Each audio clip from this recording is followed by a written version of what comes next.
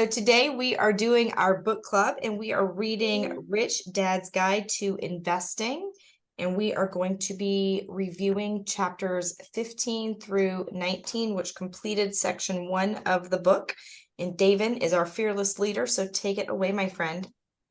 Awesome. So these couple of chapters really kind of ended off phase 2.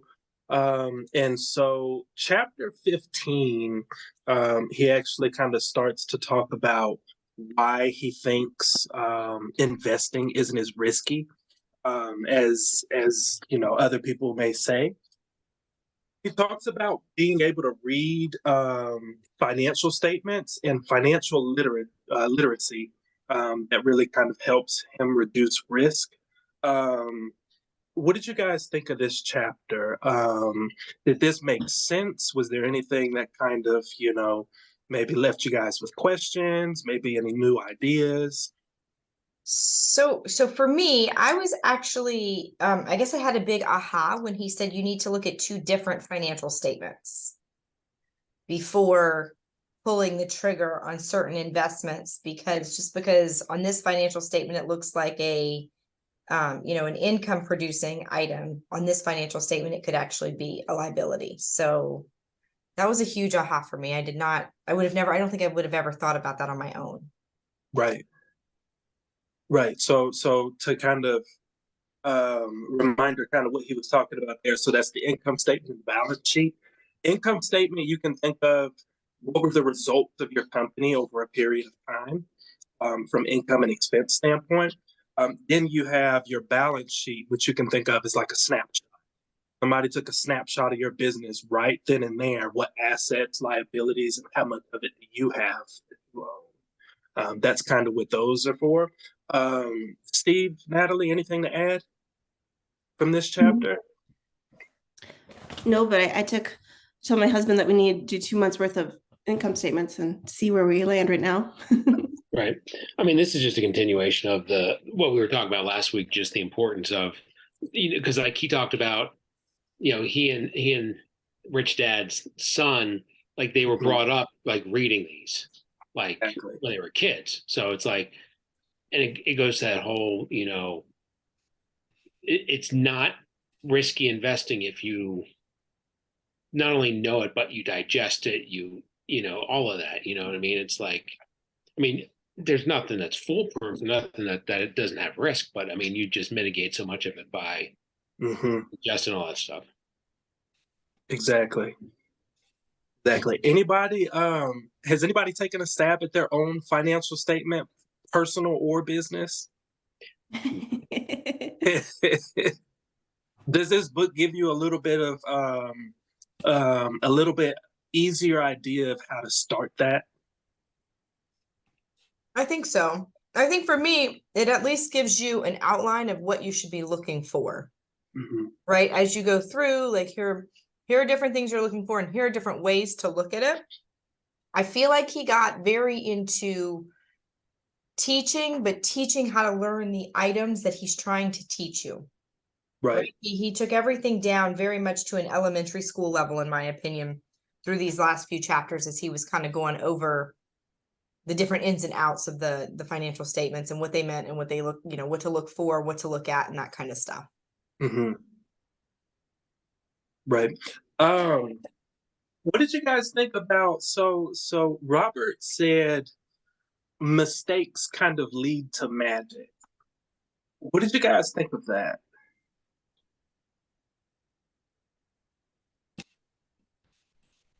So I think he's true. I think it's a very true statement. I think a lot of times we tend to beat ourselves up for making mistakes, and using it as a environment where you can grow and learn from, I think is awesome. And it kind of made me think of like the creation of the light bulb, right? It took Thomas Edison, I don't know, like 9 million chances or tries to create a light bulb. And instead of looking at it as a mistake or a failure, he looked at it as a positive. This is how not to do it. So I know not to make the same mistake in the past or in the future. And I thought that was kind of a good reminder to look at mistakes that way, because I think it's really easy to get in the ditch when you feel like everything you're touching is falling apart. Like literally everything you're touching is falling apart and you're like, oh my God, it's me. What did I do wrong? How do how can I fix this? How can I do whatever? And you tend to live in the negative. And I think every book that we are reading, especially The Gap and the Gain, is get out of the negative and stay in the positive. So for me, it was a really nice segue between kind of both of those books and a reminder that it's not a bad thing to make a mistake. It's a learning experience. And you have two ways to look at it. Right. And this has kind of been for like in all of his books. I mean, that's the thing. Like that's his rally against like the public school thinking. It's like you're not supposed to make mistakes. You're supposed to be correct. And then if you're not correct, you screwed up. Like if you don't do anything, you screwed up. Right. I mean, you gotta hit your head against the wall and learn. Right. Natalie? You took my breath away. It's interesting when you said like if Thomas Edison had worked for GM at the time, he would have been fired for how many times he made a mistake. And so that just shows the importance of trying to discover things on your own time, because if you're trying to do it within your business, you're probably going to fail and lose, but you got to do it on top of what your day-to-day is so that you can still manage and leverage, but make those mistakes. And after reading that part, it kind of inspired me. It's like, I want to go make a mistake real quick. Right. How do I fuck up immediately? Right. So I think the thing that I really liked about this chapter where he was talking about the magic of mistake was so kind of Steve, you kind of touched on this a little bit, we learn from like the school system that mistakes is just such a wrong thing to do, and it's like, well, that just comes from the idea of like, book smarts. That's why when I was in school, people always said, well, you're so book smart, but you're so dumb when it comes to street smarts. And I never really picked up on it, but in this chapter, he really explains it. And it's, that extra portion of, when you're not in school, if you make a mistake, you're not really going to learn it, unless you really take a second to kind of digest, okay, well, why did this mistake happen? How did I get here? And how do I prevent this from happening ever again? It just kind of puts a different perspective on it. It almost kind of takes the fear out of it a little bit, because I think that's kind of what holds me back. Well, if you look at the school systems, if you make a mistake, you fail. Exactly. They don't give you they have recovery tests, which I think is bullshit, but they don't give you the opportunity or the environment to relearn the material or revisit that, whatever it is they're trying to teach. And so it's literally you either pass or you fail. There's no safe space in the school system to learn. Right. And if you fail, that's you're the dumb kid. Correct. Basically. So. Correct. So what did you guys think about the price of becoming rich? So he kind of talks about, different ways to become rich. Obviously, you can do it yourself.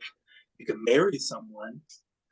You can also, be a crook? You can be an outlaw.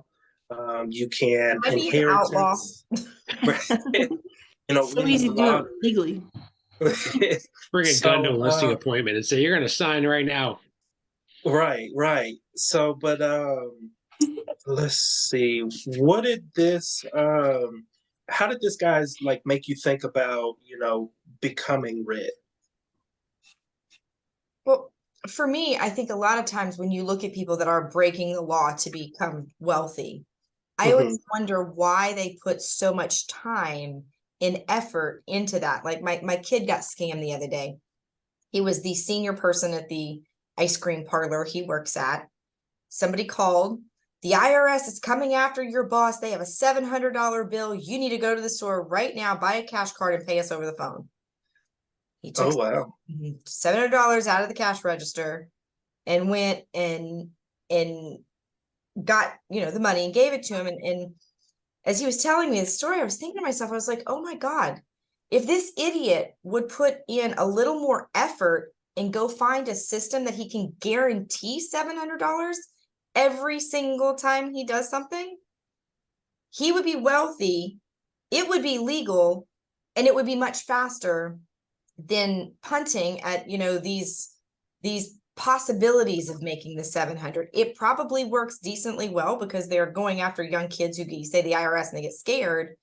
But, as he was going over those things, all I could do was laugh and just say that, the ones that do it illegally, I swear they put in more work than the ones that do it legally. I swear it takes more effort. Mhm. And then there's Right. no risk. And the ones that marry, well, that can go away at some point. So for me, it was like, as you're listening to all of them, it just makes sense to come up with a boring, simple, plain. That's what I was going to say. There's nothing sexy about boring, Right.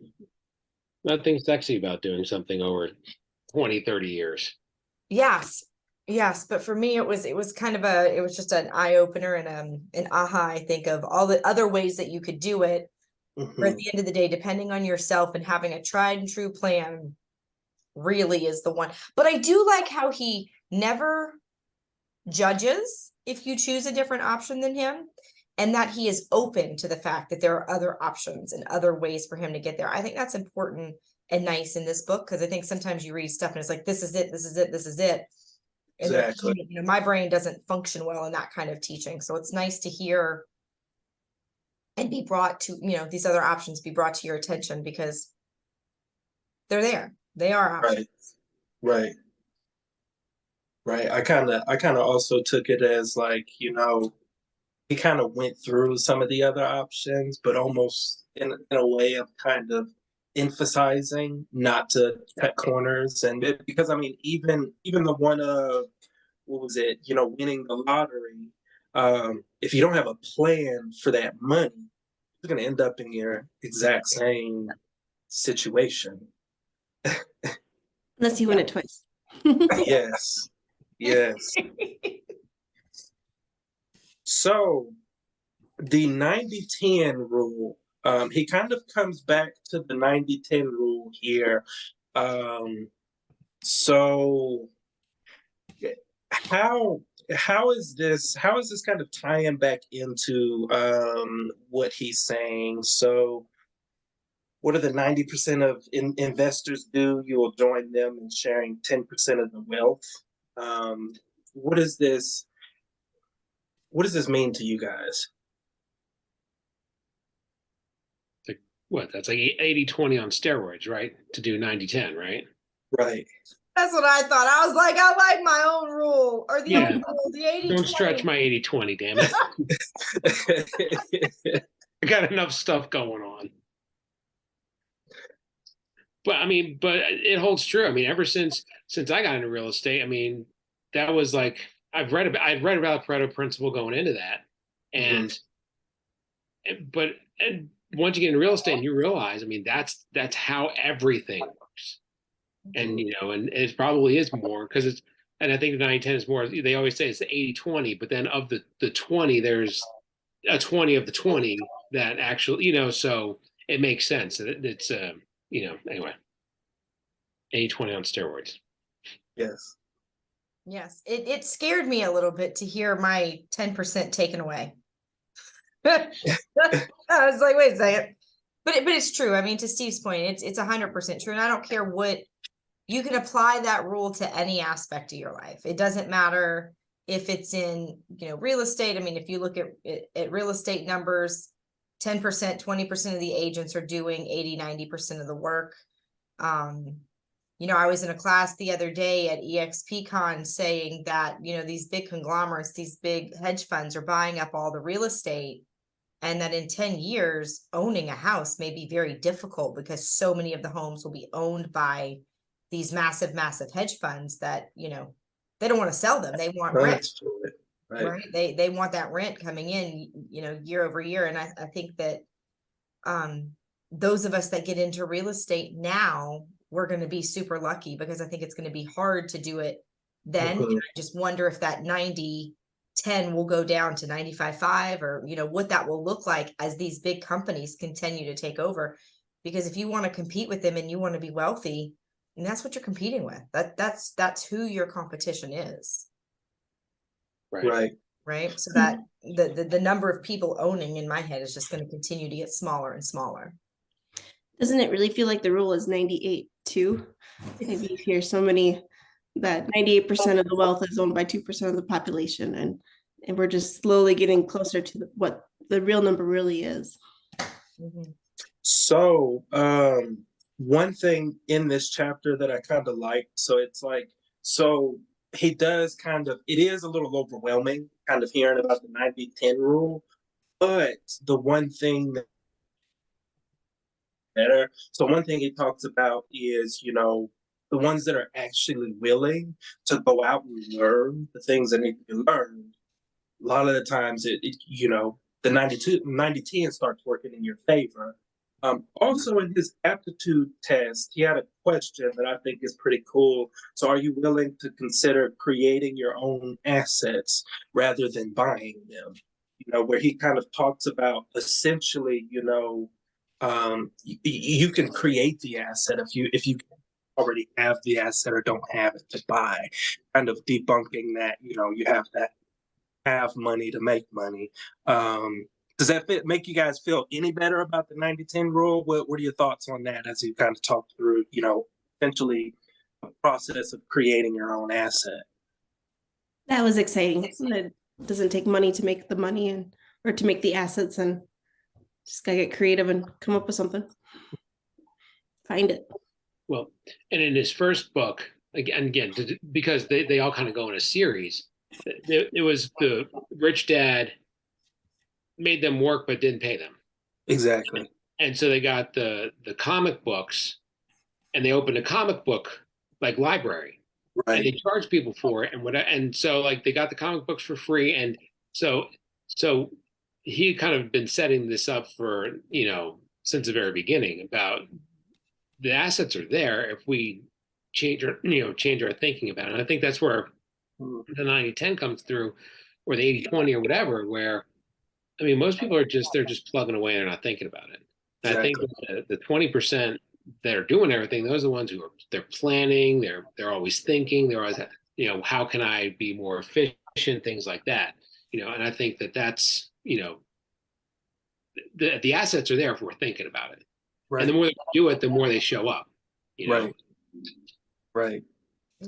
So for me, this kind of brings me to what it was like being a kid, right? When you're a kid, come hell or high water, you are going to negotiate, you are going to barter, you are going to beg, you are going to get that piece of candy before your mama leaves Walmart.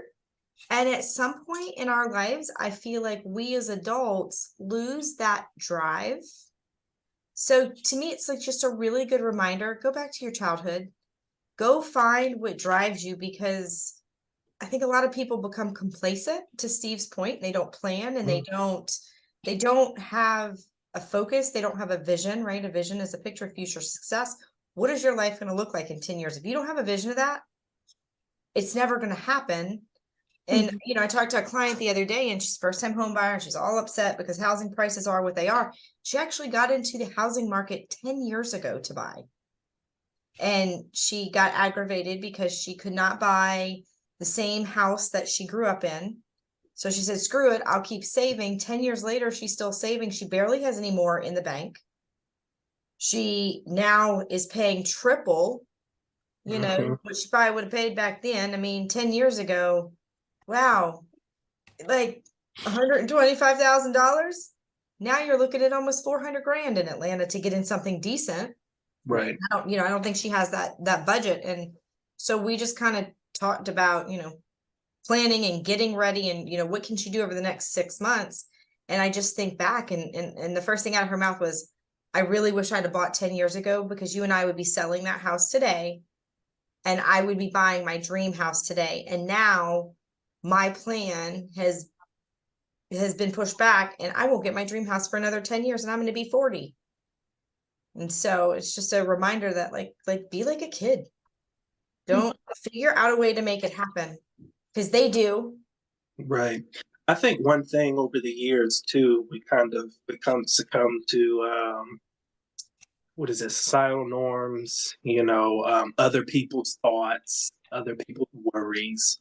you know, and then we kind of lose that ability to, I mean, you know, remember back when I was a kid, you gave me a box. Next thing you know, you'd be looking at that box like, wow, maybe we should have kept the box. You know, you just find so much value out of it. But now it's like, you know, you could give folks a house and they'll be looking at it like, no, there's nothing we can do. You know, that's just not going to work. Right.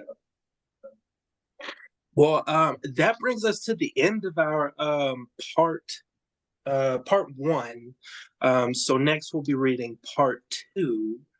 Anything you guys want to bring up? I know we ended a little early today. Yeah, we were 6 minutes fast today. I was going to say, you're talking about kids making deals, and I've got 3 teenagers and 4 smaller ones. And the teenagers, when they're watching TV, there's the one teenager who they send up. When I tell them you have to go to bed at let's say 10:30, and she always comes in and they always send her because she's the negotiator. She's like, Mom, Dad, how open-minded would you be? And it's, but like you said, we don't do that as adults anymore. Mm-hmm. No. Oh yeah. It can start with simple things like, right, like you're trying to save money. Okay, we'll ask the cash register person if there's a coupon. Mm-hmm. But And it's so embarrassing sometimes, I feel like, but now I just get over it. I'm like, what do you got? Save me something. Right. If I'm at the car place getting something done, it's like $300 or something, it's like, you don't happen to have any of those manager coupons lying around, do you? And they always like, all right, I get you 5% off. It's like, cool. It's like, you don't happen to have any more of those. And they laugh. It's always funny. But it's like, dude, I saved like $30 by just, right. But I turned it into a joke. It's not like, hey, can you give me a better deal? Yeah. Right. Yeah. Well, a lot of times I think that when you're asking for a deal or when you're negotiating and you're looking for people to be on your team, a lot of times it's all in delivery. Yes. Mm-hmm. Right. When Karen gets up to the cash register, it's like, motherfucker, why is $900? You're like, fuck you, pay the $900. But when Steve walks up, he's like, hey, manager coupon. Right. That was in the in the negotiating book we read. Chris Never Voss. Split the Difference. Yep. Where it says, it asks about the Chris discount. Mm-hmm. Like, yeah, to your point, it makes a joke out of it. Make a joke out of it. Why not? This guy's just whatever. Let's find him a discount. Yeah. Yes. Well, you're never going to know. That's why I tell my buyers and my sellers, like, if you don't ask, we're not going to know what the buyer or the seller is going to say on the other end. And so I think for us, it's just a matter of figuring out what we want and then figuring out a plan to get there and not being afraid to follow through with it. Exactly. We're so nervous in a society about what somebody else is going to think that we're afraid, and fear stifles you. And we as agents, we need to remember that, and remind ourselves that all the time, because there's always extra meat on the bone. Yeah, no, for sure. Always. So, I'm thinking through chapter 25. 26 is about 4 minutes, though. It'd be nice to kind of tag that on there. Through 26. So I lied. 26, yes. So that'll be chapters, let's see. 20 through 26, you say? 20 to 26. So that's starting part 2. So now we're going to start kind of getting into a little bit more of the nuts and bolts. It's about an hour and a half-ish. Yes. Perfect. That works for me. Nice.